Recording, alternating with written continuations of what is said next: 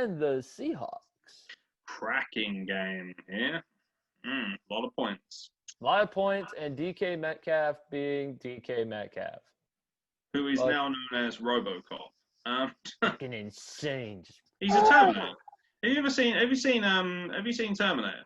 Oh yeah. Have you seen Terminator 2 as well? Yep. You know that scene where he's chasing down the car, right? And he's just he turns his arms and he's like fucking sprint. He's moving out. He's like basically making Usain Bolt look like a fucking Zimmer frame. And he's just pounding down the road. Every time Metcalf's running there, he just reminds me of the Terminator. Either that or somebody who's just realised that he's left the oven on and needs to get home rapid. But either way, he's so rapid and he's so talented and he's so beefy as well. He's not a small man by any means. Lockett is the more smaller, kind of nimble, athletic wideout. And it's do you know what? Doesn't matter if they'll make the playoffs, obviously. Well, they want to see. No, last season, right? They were my favourites to make the Super Bowl, Seahawks, and they ended up kind of running flat, didn't they? Packers went in there, punched them in the mouth a bit. And again, just looking at it, I want the Seahawks and the Bucks in the NFC Championship because it'll be fucking spectacular.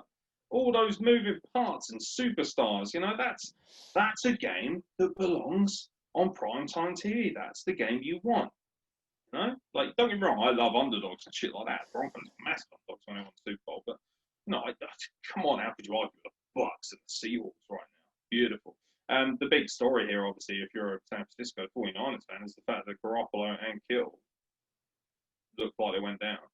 You know, Garoppolo, he did, you know, he's kind of, he reset the ship slightly, but ultimately, who they beat last week? The Patriots. Come on. Like, and also, it's his foot, isn't it? It's like, it's his ankle, high ankle sprain. I know this, right? I broke my ankle wrestling. I fractured it in 2 places on either side, and I had from a vicious high ankle sprain. And that's similar to what he's got. I don't know if he's got the fractures, he's got the high ankle sprain. And ultimately, that's not something that can be managed. You've got to sit. You've got to rest it. You can't just like strap it up and hope to go. I tried to do that for months in training, and I just ended up fucking it up. It's still painful now, even though it's fully healed. It's still fucked. Like, it'll always be painful. And I worry that with Garoppolo, they kind of decided, well, we haven't really got a choice. We've got to kind of force him out there with a bad ankle and whatever. You know, it's a shame because to their credit, they tried their hardest to stay in the game. And then the Seahawks but the thing with the Seahawks is they were like, if you keep scoring, we're just going to keep coming right back up and scoring again. And they just wouldn't leave them alone. They just abused them on offense, as they do. It's a shame. This San Francisco 49ers team, you know, they were so good last season. And a lot of people have forgotten that they should have won the Super Bowl. They should have won. And they kind of tanked it a little bit and people can say, oh, Pat Mahomes world class and beat them at the end, but they were in position to win the Super Bowl. They should have won. And they were my favourites to win the Super Bowl last season. And they were close. And they had all the weapons and moving parts. A lot of those moving parts got injured. They've had it. I mean, no team has had it worse for injuries this season. I think they've got 11 players on injured reserve. It's ridiculous. The Eagles are right up there. Yeah, although they got Carson Wentz, so, you know. Your boyfriend. Oh, fuck off. Fucking love. I bet you wanked yourself silly over that Cowboys game, which I'm sure we're about to talk about. To be honest, I feel sorry for the 49ers. However, Seahawks, baby. Seahawks. As long as you got Wilson and Metcalf and Tyler Lockett, you have an opportunity to win every game you play. Russell Wilson is actually, dare I say, slightly underappreciated as a quarterback. Everyone's talking about, like, I think he's much better than Lamar Jackson. Oh, for sure. And nobody seems to say that, and that pisses me off. Wilson's out there. He is a much more complete. He's not a faster runner, but he's a much more intelligent runner.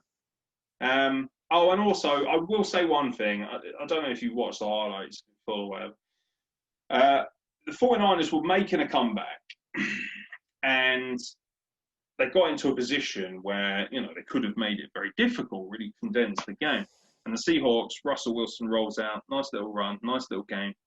And right before he slides, he goes for a juke, sort of fakes him out and then slides. Now, this meant that Ward, who I think was safety for the 49ers, he basically thought, oh, he's going to juke, he's going to run, so I'll give him a hit. didn't hit him too hard. He kind of launched off, and because of that, it was a weird anomaly of a tackle. So Wilson literally does this. He goes, huh, and then slides, and you think, oh.